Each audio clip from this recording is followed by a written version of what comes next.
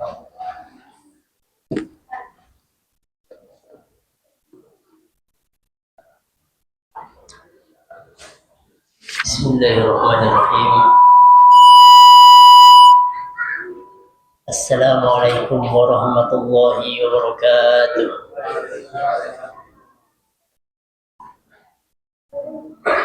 Innal hamdalillah nahmaduhu wa nasta'inuhu wa nastaghfiruh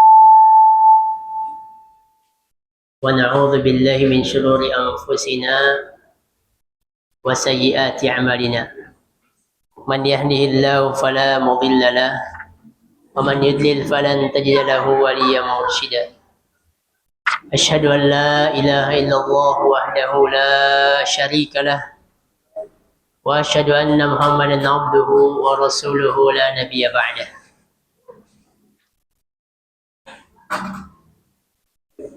Masyarul muslimin wal muslimat, bapak-bapak dan ibu-ibu yang insyaallah senantiasa dimuliakan oleh Allah Subhanahu wa taala. Kita senantiasa bersyukur kepada Allah Subhanahu wa taala atas limpahan nikmat yang begitu banyak. Dan kita tahu semua bahwa nikmat itu haruslah disyukuri, dan syukur itu terdiri dari 3 hal. Yang pertama adalah kita yakini dalam hati nikmat semuanya datang dari Allah. Kemudian juga kita ucapkan dengan alhamdulillah. Kemudian syukur juga kita buktikan dengan amal perbuatan, amal ibadah. Itulah hakikat daripada kesyukuran yang Allah berfirman, la in syakartum la zidannakum wa la in kafartum inna adzabi lasyadid. Di antara kesyukuran kita juga jemaah sekalian, kita dipertemukan dengan bulan suci. Ya. Kalau biasa kita mengenal bulan suci itu Ramadan, namun juga di dalam Al-Quran Allah sebutkan bulan suci itu adalah 4 bulan. Ya. Kalau bulan Ramadan biasa disebut dengan bulan penuh keberkahan. Nah, kalau bulan ini disebut dengan bulan apa Pak? Bulan suci. Ya. Bulan suci itu Allah berfirman dalam surah At-Taubah ayat 36. Minha arba'atun hurum. Dari 12 bulan pada saat penciptaan langit dan bumi, itu ada 4 bulan suci. 4 bulan suci ini Nabi sampaikan 3 berurutan, 1 menyendiri. Yang berurutan itu adalah Zulqa'dah, Zulhijjah, Muharram. Ya, 11, 12, 1. 1 menyendiri bulan suci itu dikenal dengan bulan Rajab. Nah, pada hari ini kita berada di awal Zulqa'dah, awal-awal Zulqa'dah. Dan hari-hari inilah biasa keberangkatan mungkin saudara kita, tetangga kita, keluarga kita misalnya ada yang berangkat melaksanakan ibadah haji. Ya. Keberangkatannya biasa di awal-awal Zulqa'dah. Sampai pemerintah Indonesia membatasi hingga tanggal 4 Zulhijjah. Ya.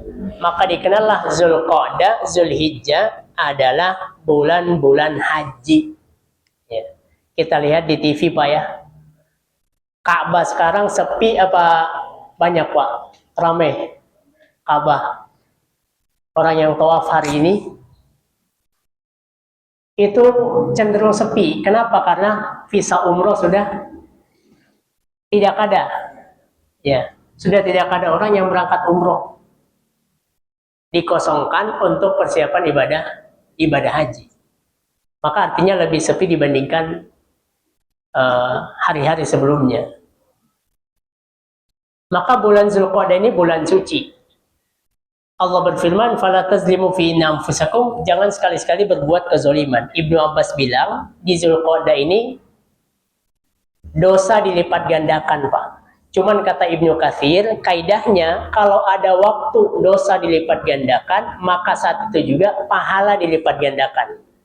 Di 4 bulan, Zulqa'dah, Zulhijjah, Muharram, dan juga Rajab. Ya.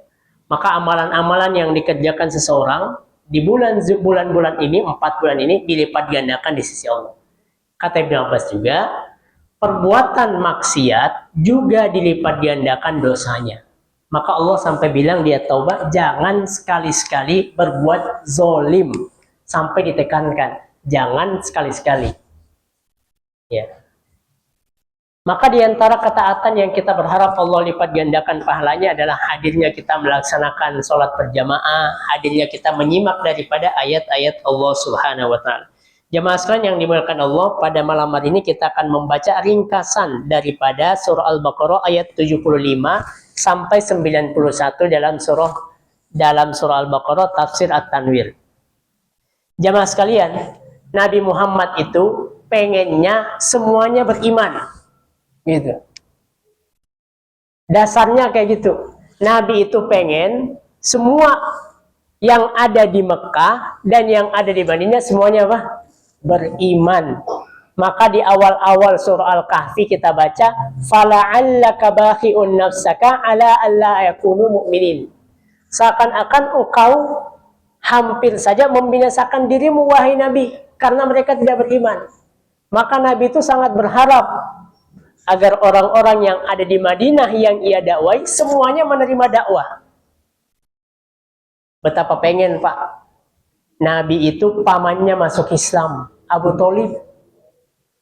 Orang yang membacking dakwah Nabi secara politik di Mekah, Abu Thalib. Yang menjaga Nabi, merawat Nabi sejak ditinggal oleh kakeknya, Abu Thalib. Tapi di penghujung hayatnya bagaimana? Mati, wafat, meninggal dalam keadaan tidak memeluk Islam. Padahal di akhir hayatnya Nabi datang mendekati pamannya itu. Wahai paman, ucapkan la ilaha illallah. Baca pintu surga, baca kalimat kunci surga. Miftahul jannah la ilaha illallah. Tapi di satu sisi ada kerabat yang lain, ada Abu Jahal yang berkata kepada pamannya Nabi, apakah engkau ingin meninggalkan agama nenek moyang yang telah lama kita anut? Jadi kayak gitu, antar kebaikan dan keburukan. Allah berfirman, wahadainahun najdain, kami berikan dua jalan. Selalu Pak, di hadapan kita ini jalan kanan, ada jalan kiri. Dan pilihan kita, tanggung jawab kita adalah memilih kanan ataupun memilih kiri. Kita bertanggungjawabkan. Nah, Allah berfirman kepada Muhammad, innaka la tahdi man ahbabta, wahai Muhammad, engkau tidak bisa memberi hidayah bahkan kepada orang yang kau cintai sekalipun. Sampai sedemikian Nabi tidak mampu memberi hidayah, karena yang namanya hidayah Islam, hidayah iman itu hak milik Allah Subhanahu wa Ta'ala semata. Hak kita cuma mengajak Pak ya, mengajak tetangga mungkin untuk datang ke masjid. Itu kemampuan kita.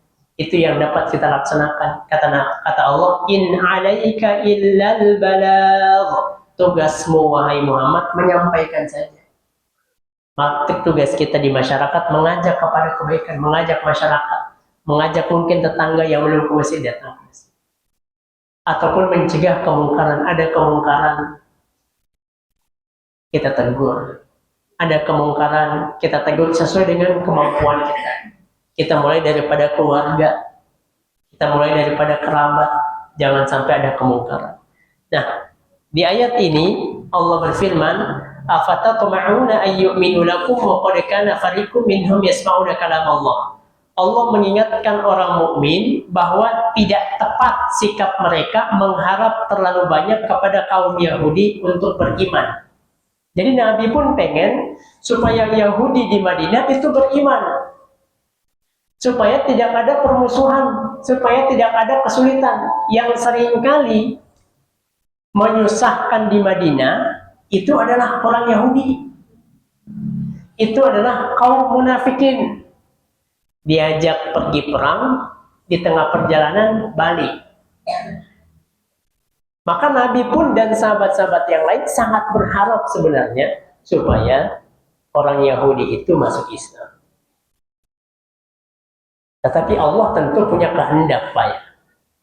Allah berfirman, walau syaa rabbuka la amana man fil ardi kulluhum jami'an. Kalau Allah berkehendak, maka semua yang ada di muka bumi ini semuanya beriman. Tapi Allah tidak berkehendak demikian. Allah memilih daripada hamba-hambanya, Allah berikan hidayah keimanan, dan Allah berikan ikhtiar untuk memilih jalan keimanan. Maka tidak tepat kemudian orang menyalahkan takdir. Kenapa Anda tidak beriman? Ya takdirnya udah seperti ini. Tidak tepat. Mengapa Anda mencuri? Ya memang sudah takdir seperti ini. Mengapa Anda melakukan perbuatan zina? Ya takdir Allah sudah mencatat demikian. Tidak bisa diterima. Kenapa? Karena Allah kasih kita ikhtiar. Allah kasih kita kemampuan untuk memilih. Allah selalu kasih wahadainahun najdain. Kita bukanlah kelompok yang meyakini bahwa kita ini senantiasa diatur dengan takdir, hanya mengikuti takdir. Bagaikan bulu yang berhembus mengikuti arah angin. Tidak demikian. Kita punya ikhtiar. Yakni pemuka-pemuka agama mereka yang iri hati mendengar firman Allah, lalu dengan sengaja mengubahnya setelah mereka memahaminya. Jadi orang-orang Yahudi, pemuka-pemuka agama mereka, ucapan mereka adalah sami'na wa asoina. Kami dengar, kami menyelisihi, kayak gitu. Beda dengan kita, Pak. Kalau kita ucapannya sami'na wa ata'na. Kita dengar perintah Allah, kita ikuti perintah Allah. Yahudi mendengar perintah Allah, tetapi mereka menyelisihi perintah Allah. Dari sejak zaman Nabi Musa demikian. Sejak zaman Nabi Allah Musa alaihissalam diperintahkan ini dikerjakan, diperintahkan A dikerjakan B. Watak Yahudi demikian. Dia mengucapkan apa sebagai perjanjian, dia melanggar perjanjian itu. Watak Yahudi dari dulu sudah demikian. Keimanan dan kekufuran itu tidak akan saling bertemu. Iman akan berusaha melawan kekuasaan kedudukan, peraturan dan hak istimewa yang tidak benar. Apabila iman kuat, maka kekufuran akan tampil bermuka dua dan mengaku sebagai sahabat. Allah Subhanahu wa Ta'ala menyinggung kaum Yahudi yang hanya dapat membaca kitab Taurat tetapi tanpa pemahaman dan penghayatan sama sekali. Dalam kehidupan kita ini hanya dua, satu keimanan, satu kekufuran. Agama apapun selain Islam itu kekufuran. Ya. Maka dalam kaidahnya al-kufru millatul wahidah. Kekafiran itu satu agama. Wa in ta'addadatil asma, apapun namanya.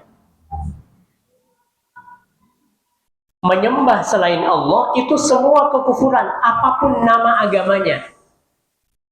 Nasrani, Yahudi, Kristen, Hindu, Buddha, semuanya kita yakini itu kekufuran, walaupun namanya berbeda-beda.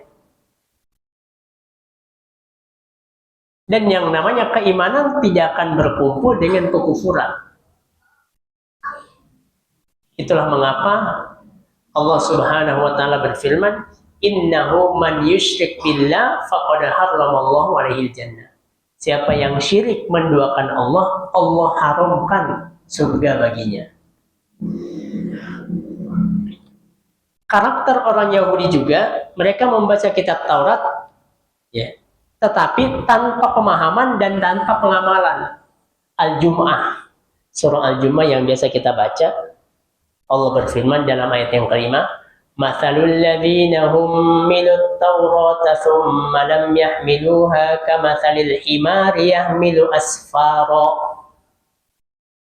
Perumpamaan orang yang membawa kitab Taurat tetapi tidak diamalkan itu bagaikan keledai membawa tumpukan-tumpukan buku di atasnya, di atas pundaknya. Tidak ada faidah. Tidak bisa ia baca, tidak bisa mendapatkan manfaat.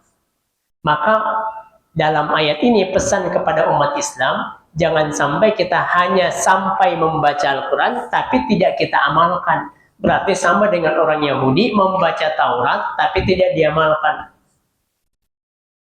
Hasil daripada pembacaan kita, yaitu amal. Hasil daripada penghayatan kita yaitu amal. Maka seringkali Allah menggandengkan iman dan amal soleh. Wal asr innal insana lafi khusr illa alladzina amanu wa amilus solihat. Semua orang merugi kecuali siapa? Kecuali yang beriman dan beramal soleh.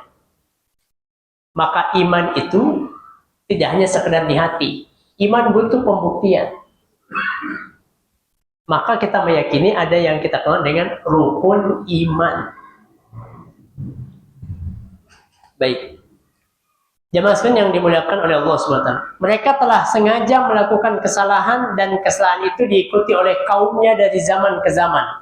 Mereka akan mendapat ganjaran atas dosa yang mereka perbuat, ditambah dosa orang-orang yang mengikuti mereka. Jadi ada pahala jariah, ada dosa jariah. Ya Pak ya. Kalau yang kita inginkan itu pahala jariah. Pahala jariah itu kita mengerjakan sesuatu, kemudian orang lain melihat perbuatan kita, dia ternyata ikuti perbuatan kita. Berarti kita dapat pahala daripada orang tersebut tadi. Karena kita melakukan perbuatan kebaikan.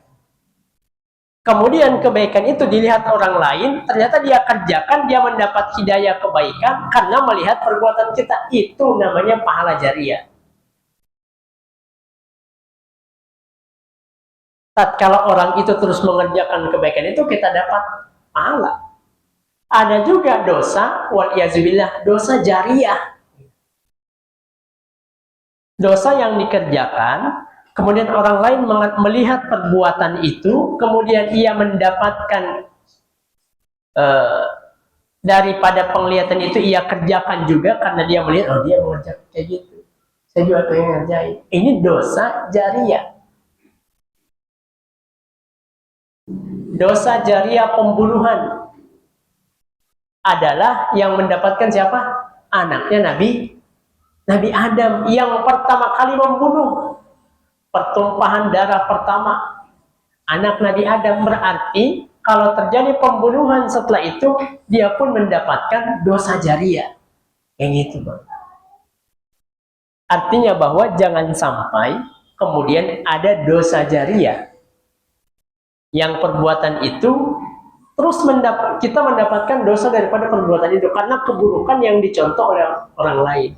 Maka dalam sebuah hadis Nabi SAW bersabda, "Man sanna fil islami sunnatan hasanah." Siapa yang di dalam Islam ini memulai perbuatan yang baik, dia menjadi pelopor perbuatan baik di masyarakat.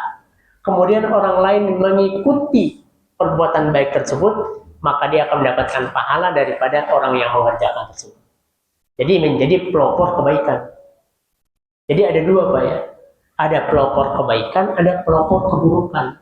Nah ini semuanya pelopor kebaikan, pahalanya jalan mengalir, pelopor keburukan, dosanya pun mengalir, waliyazubillah. Nah orang Yahudi demikian. Keburukan mereka turun-temurun kepada anak cucu mereka. Dilanjutkan, sami'na wa asoina, selalu diungkapkan oleh mereka. Sombong. Apa kesombongannya? Orang-orang Yahudi dengan sombongnya berkata, betapapun jadinya neraka itu, namun hanya akan terjadi pada bangsa lain. Sedangkan dosa-dosa kami akan diampuni karena kami anak-anak Ibrahim. Jadi neraka itu hanya untuk golongan daripada golongan yang lain. Yahudi, kami tidak akan tersentuh api neraka. Kalaupun kami tersentuh api neraka, hanya sesaat. Sombong Yahudi. Waqalulan, mereka bilang di sini, waqalulan tamassanan naru illa ayyaman ma'dudah. Tidak akan neraka menyentuh kami karena neraka itu untuk golongan selain kami. Kami ini anaknya Ibrahim, anaknya Nabi, keturunan Nabi. Kalaupun neraka menyentuh kami, hanya beberapa saat saja. Kesombongan Yahudi. Dan ini diwariskan kepada anak keturunan mereka. Sehingga Yahudi hari ini pun kita lihat, tiada lain kecuali dengan kesombongan. Angan-angan mereka akan buyar. Dari sini tanpa kebohongan kaum Yahudi terhadap Allah SWT, karena hukum Allah secara umum diterapkan kepada seluruh makhluknya, bukan untuk kaum tertentu saja. yang namanya surga, yang namanya neraka, itu untuk seluruh golongan manusia. Yang membedakan hanya takwa, yang membedakan hanya iman. Ayat-ayat di atas membicarakan perilaku kaum Yahudi. Sungguh pun demikian, firman Allah tersebut berlaku untuk siapa saja dan kapan saja yang berlaku dosa dan menerus-teruskan dosa, hingga meresap ke dalam jiwa dan tidak dapat melepaskan diri darinya. Maka mereka akan menghuni neraka. Hal itu adalah ulah setan yang memperindah keburukan di mata orang-orang durhaka. Orang yang sudah terbiasa dengan dosa akan sulit berpaling darinya. Misal Pak, di depan kita ada jalan kanan, jalan kiri. Kalau sudah terbiasa memilih jalan kiri, jalan keburukan, sulit untuk kembali ke jalan kanan. Tapi bukan mustahil. Ya. Ada momen-momen di mana Allah Subhanahu wa Ta'ala mengembalikan orang-orang yang sudah jatuh kelimpangan dosa, itu dikembalikan ke dalam hidayah. Dan itu banyak terjadi, sering kita lihat. Tetapi tentu yang baik adalah bagaimana istiqomah di atas jalan ketaatan, jalan kanan. Bagaimanapun yang namanya setan itu berusaha Pak, tidak bisa dari depan, dari mana? Belakang. Nggak bisa dari belakang, dari kanan. Nggak bisa dari kanan, dari kiri. Segala cara digunakan setan, iblis untuk menyesatkan manusia. Bahkan itu sudah deklarasi iblis dari dulu di hadapan Allah. Udah janji kepada Allah.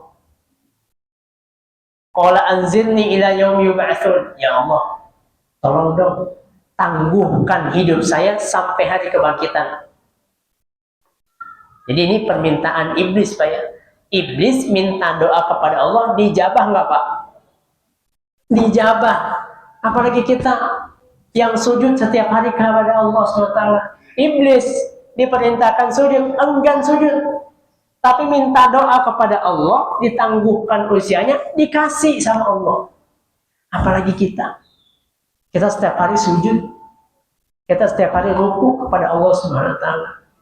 Kalau saja makhluk yang enggan untuk sujud, enggan untuk mengikuti perintah Allah, Allah ijabah doanya, lantas bagaimana dengan kita? Dijabah doanya, ya udah, kamu termasuk makhluk yang kami tangguhkan usianya sampai hari kebangkitan. Kemudian deklarasilah di situ iblis, ya, laq'udanna lahum siratal mustaqim. Aku janji, Rabbi bima agwaitani la uzayyinanna lahum fil ardi wa la ughwiyannahum ajma'in. Kata iblis, ya Tuhanku, aku berjanji, sungguh aku akan menjadikan kejahatan terasa indah bagi manusia. Yang menjadikan perbuatan dosa indah di mata manusia, setan. Dan sungguh aku akan menyesatkan mereka semua. Itu deklarasi setan di hadapan Allah Subhanahu wa Ta'ala. Orang-orang kafir memandang indah kehidupan dunia dan menganggapnya segala-galanya dalam hidup ini, serta merendahkan orang-orang beriman. Adapun orang-orang beriman dan beramal soleh akan menjadi ahli surga karena mereka telah beriman dan menjalankan apa yang diwajibkan kepada mereka, mereka kekal dan abadi dalamnya. Orang kafir itu memandang indah kehidupan dunia dan menganggap dunia ini segalanya. Bahkan merendahkan orang beriman. Dulu Nabi itu hidup di zaman jahiliyah Pak. Dan kita tahu kehidupan jahiliyah itu terkotak-kotak. Orang kaya dan bernasab tinggi itu akan berlaku sewenang-wenang kepada mereka yang tidak kaya dan mereka yang bernasab rendah. Katakanlah budak. Apa yang dirasakan Bilal bin Rabah,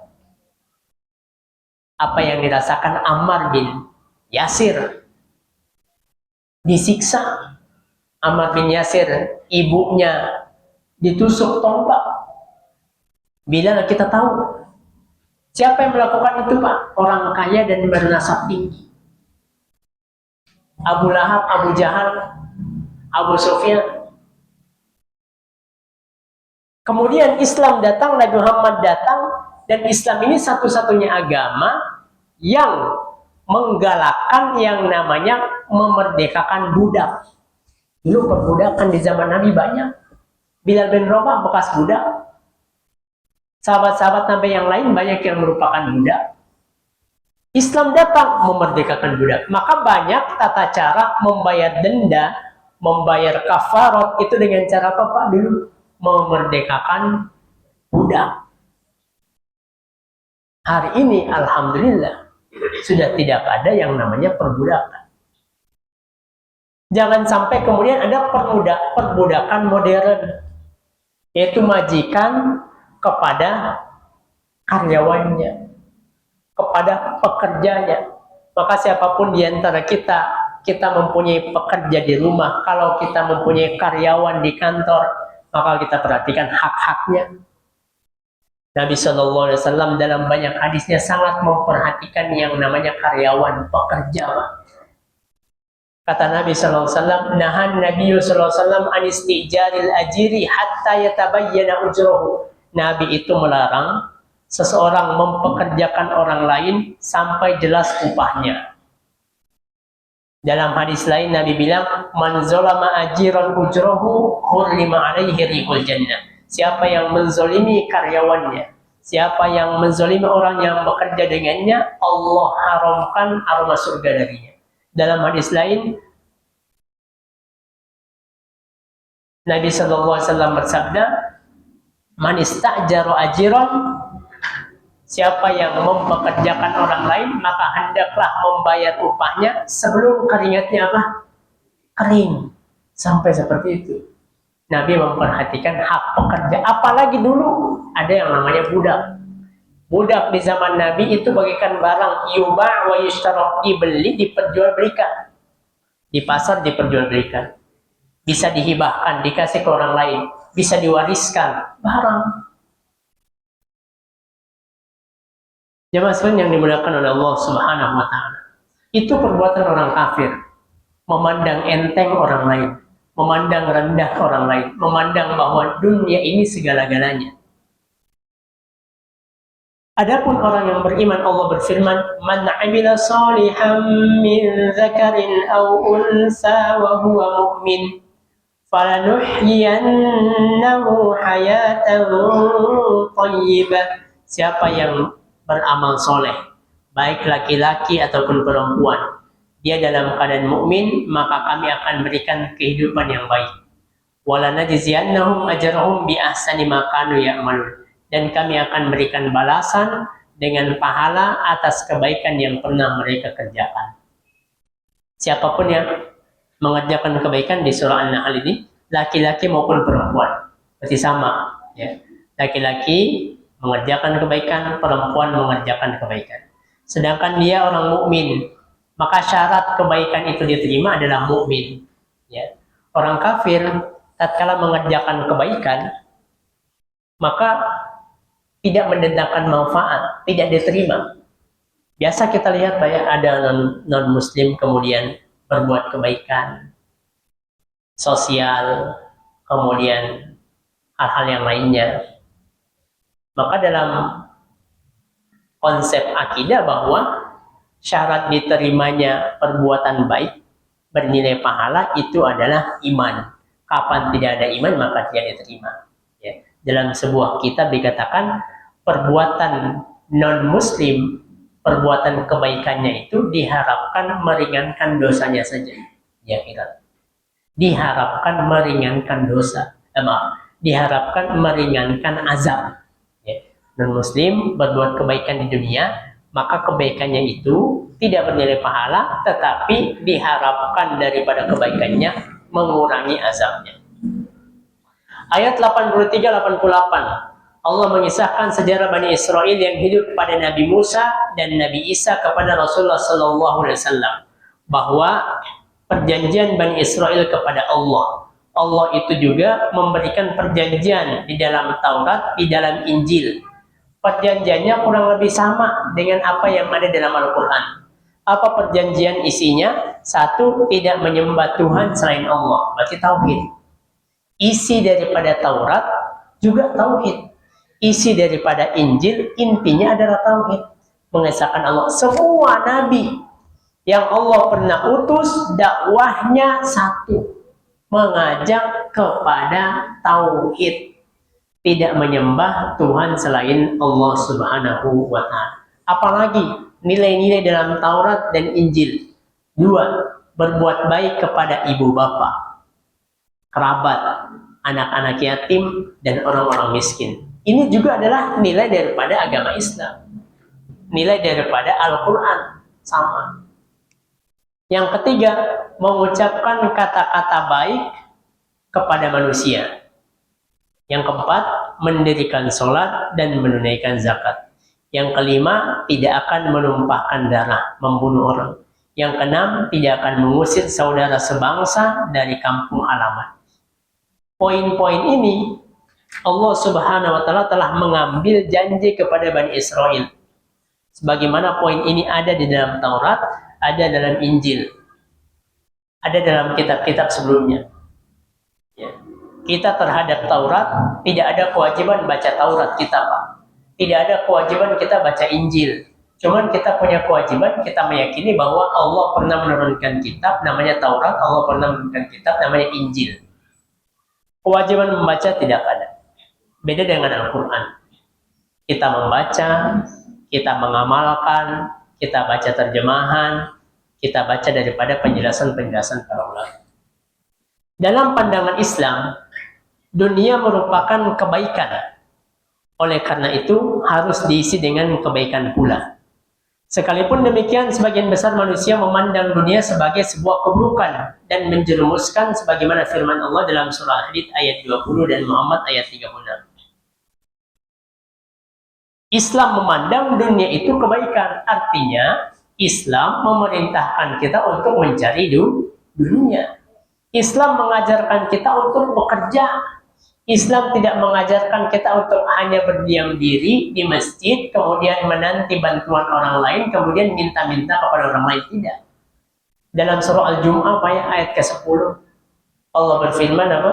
فَإِذَا قُضِيَتِ الصَّلَاةُ فَانْتَشِرُوا فِي الْأَرْضِ وَابْتَغُوا مِنْ فَضْلِ اللَّهِ وَاذْكُرُوا اللَّهَ كَثِيرًا لَعَلَّكُمْ تُفْلِحُونَ. Apabila sudah ditunaikan sholat Jumat, fantashiru fil ard, bertebaranlah di muka bumi, pergi mencari maisha. Wabtagu min fadlillah, carilah karunia-karunia Allah Subhanahu wa Ta'ala. Wadhkurullaha katsiran, ingat dalam mencari maisha banyaklah berzikir kata Allah. Dalam jual beli ingat Allah Subhanahu wa Ta'ala. Dalam memberikan, dalam mengambil, dalam menerima, wazkurullah katsiran. Allah perintahkan kita banyak zikir ketika kita bekerja, ketika kita mencari karunia Allah Subhanahu wa Ta'ala. Kenapa banyak zikir? La'allakum tuflihun, agar kalian mendapat keberuntungan. Itu Islam. Wa bataghi fima ataqallahu darul akhirah wa la tansa nasibaka minad dunya. Carilah apa-apa yang telah Allah sediakan untuk bekal akhirat. Cuma jangan lupa ada bagian kita di dunia. Jangan sampai kemudian mentalak dunia, talak 3, meninggalkan dunia, tidak.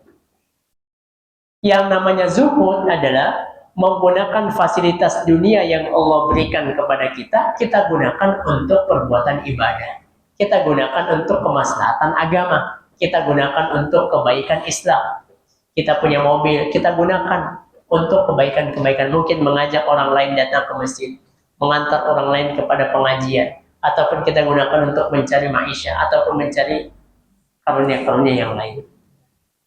Itu pandangan Islam terhadap dunia. Artinya dunia ini bukanlah sesuatu yang hina, bukanlah sesuatu keburukan, full semuanya betul bahwa dalam dunia ini ada sandiwara, betul. Allah mengatakan demikian. Dalam dunia ini ada permainan, betul. Tetapi di satu sisi kita mempunyai pilihan, ya. Bagaimana menjadikan dunia ini sebagai tempat kita menanam benih-benih kebaikan yang nanti akan kita panen di akhirat. Ad-dunya mazra'atul akhirah. Begitu kata ulama. Dunia ini adalah tempat menanam untuk dipanen di akhirat. Ya. Artinya banyak kebaikan-kebaikan yang bisa kita lakukan di dunia. Di antara perbuatan baik seperti apa yang tertuang dalam ayat 83 dan 84 yang menjadi janji Bani Israel, dengan demikian umat Islam harus memandang dunia sebagai kebaikan, sehingga harus selalu berbuat baik di dunia dalam segala aspek kehidupan dan kepada siapapun sebagai sarana pengabdian kepada Allah Subhanahu wa taala. Pengingkaran yang mereka lakukan kepada Nabi Musa dan kepada Rasulullah disebutkan dalam Al-Quran dengan sami'na wa asayna. Allah ciptakan kita tiada lain untuk ibadah. Wa ma khalaqtul jinna wal insa illa liya'budun.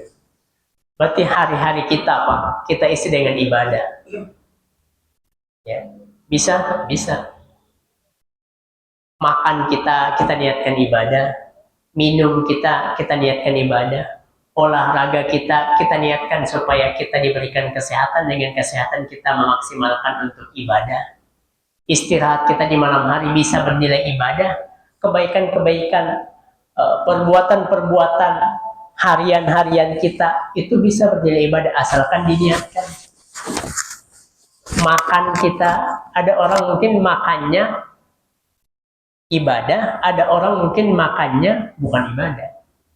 Ada orang tidak makan dan tidak minum tapi dia bernilai ibadah karena dia niat puasa. Ada orang mungkin tidak makan, tidak minum tapi dia tidak bernilai ibadah karena dia tidak berniat puasa. Dan seterusnya. Penolakan Bani Israel terhadap kerasulan Nabi Muhammad dengan berbagai alasan. Lebih disebabkan karena rasa iri yang ada di dalam hati mereka, bukan karena ketidaktahuan mereka. Sebenarnya Bani Israel sangat tahu siapa Rasulullah Muhammad SAW. Sudah disampaikan Nabi Musa, sudah dijelaskan Nabi Isa. Wa inni mubasyiran bi rasulin ya'ti min ba'di ismuhu Ahmad. Aku membawa berita gembira kepada kalian, akan ada satu masa Allah mengutus Rasul namanya siapa? Ahmad. Nama lain daripada Nabi Muhammad SAW. Mereka tahu itu, Yahudi tahu itu. Cuman yang menjadikan mereka menolak Nabi Muhammad karena Nabi Muhammad bukan dari garis keturunan Ishak. Bukan garis keturunan mereka Ishak. Nabi Ibrahim anaknya Ishak, anaknya Ismail. Ishak punya anak namanya Yakub. Yakub punya anak namanya Yusuf dengan 12 saudara. Inilah yang dikenal dengan silsilah Bani Israel. 12 saudara daripada Yusuf. Karena Israel itu nama lain daripada Yakub alaihissalam. Nah, Yahudi tidak menerima kedatangan Nabi Muhammad SAW. Datang ke Madinah Nabi Muhammad, di sana sudah ada kelompok Yahudi yang sudah lama bermukim di sana. Yang mereka punya tokoh yang mereka siapkan untuk memimpin Madinah. Tetapi Nabi Muhammad datang, ternyata yang menjadi pemimpin adalah Nabi Muhammad SAW. Mereka mengetahui Rasulullah SAW. Allah menyibaratkan pengetahuan mereka sama dengan mereka mengetahui anak-anak mereka sendiri. Mereka kenal anak-anak mereka. Nah, seperti itulah pengetahuan mereka terhadap Nabi Muhammad SAW. Merasa iri dan keberatan terhadap keputusan Allah yang telah memilih seorang nabi bukan daripada kelompok mereka atau keturunan mereka. Itulah tadi kenapa Yahudi ini selalu berlaku sombong. Karena mereka menyombongkan garis keturunan mereka. Ya. Islam tidak mengajarkan demikian. Islam tidak mengajarkan untuk membangga-banggakan nasab. Ya. Islam tidak mengajarkan untuk berdalih kepada keturunan. Kata Nabi Sallallahu Alaihi Wasallam, "Man batta bihi amaluhu, lam yusri' bihi nasabu." Siapa yang lamban beramal, nasabnya tidak akan menolongnya.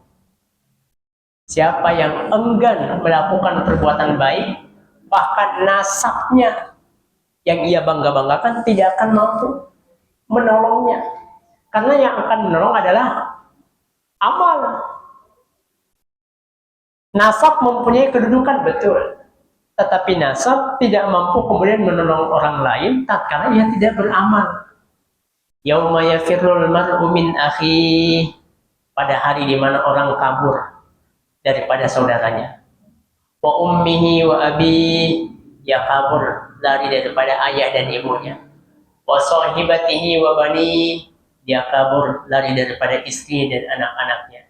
Likulli imri'in minhum yawma idzin sya'nun yughni, setiap orang pada hari kiamat itu masing-masing mempunyai urusan, lupa kepada saudaranya, lupa kepada ayah ibunya, lupa kepada keluarganya, lupa kepada istrinya. Semuanya masing-masing sibuk mempertanggungjawabkan di hadapan Allah SWT. Wa kullun atihi yaumal qiyamati farda, dalam surah Maryam. Semua manusia akan datang menghadap Allah dalam keadaan sendiri. Sebelumnya orang-orang Bani Israel di Jazirah Arab merasa yakin bahwa Nabi yang akan diutus kepada mereka berasal daripada kelompok mereka atau dari keturunan Ya'qub bin Ishak alaihi wassalam. Demikianlah ringkasan daripada tafsir ayat yang ke-75 sampai 91. Kita menyimak azan terlebih dahulu. Wallahu a'lam bishawab.